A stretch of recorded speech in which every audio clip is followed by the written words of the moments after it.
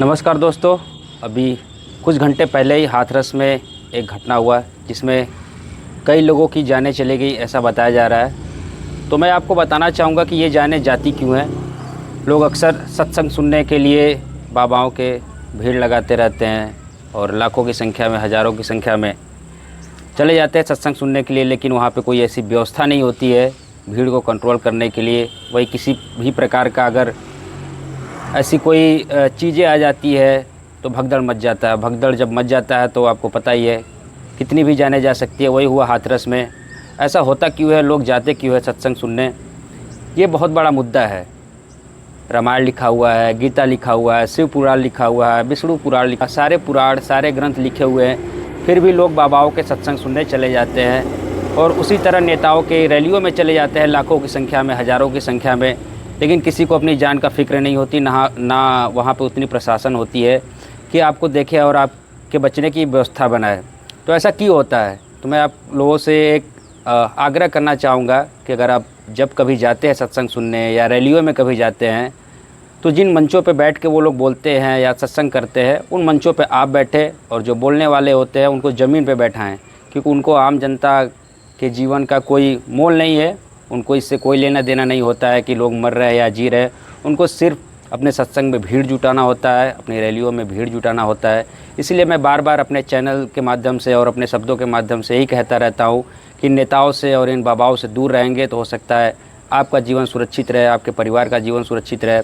आखिर बताया जा रहा है न्यूज़ चैनलों के माध्यम से कि लगभग 100 से भी ऊपर लोगों की जानें चली गई है। अभी भी काफ़ी लोग हताहत है। कुछ लोग हॉस्पिटल में जा रहे हैं, लेकिन हॉस्पिटल में भी इतनी जगह नहीं मिल रही है।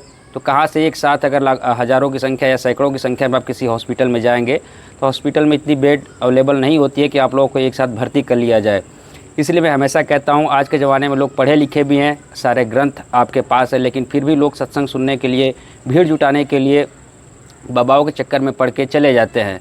वहीं पर देखा जा रहा है कि ज़्यादातर उसमें जिनके साथ जो इस दुनिया में नहीं है, जिनके साथ गलत हुआ है, उनमें ज़्यादातर महिलाएं हैं। महिलाएं ही ज़्यादातर सत्संग सुनने जाती हैं, लेकिन उसका कुछ फ़ायदा आज तक हुआ नहीं है, ना देखा गया है। पिछले कई हज़ार वर्षों से ऐसे ही भीड़ जुटता जा रहा है सत्संगों में, लेकिन आज तक कहीं भी सत्संग का कोई फ़ायदा दिखा नहीं है। तो यही आप लोगों से अनुरोध है, निवेदन है कि इन सत्संगों में ऐसे भीड़ ना जुटाए।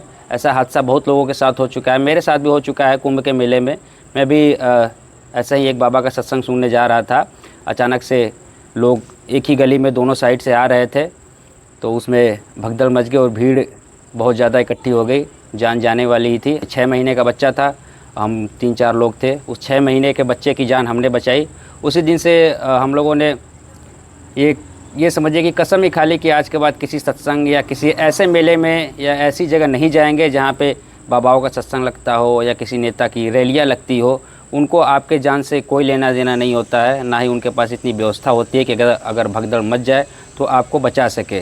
दूसरी बात ये मैं कहना चाहता हूँ, जिस मंच से बैठ के वो लोग बोलते हैं उस मंच पे आप लोग बैठिए और उनको ज़मीन पे बैठाइए, तब पता चलेगा आम जनता और नेता और ये बाबा लोग क्या होते हैं। आपने देखा ही होगा कैसे कैसे बाबा जो लोग हैं सत्संग सुना के महंगी महंगी गाड़ियों में 2-2 करोड़ 4-4 करोड़ अरबों की गाड़ियों में घूमते रहते हैं। ये हमारे द्वारा ही चुने गए लोग होते हैं जिनको हम सर पे बिठा लेते हैं, लेकिन हमारी जान का कोई फिक्र नहीं होता है।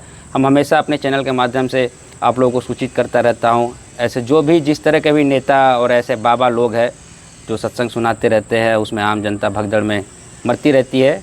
तो हमेशा हम आपसे यही कहना चाहते हैं कि ऐसे चक्करों में ना पड़े।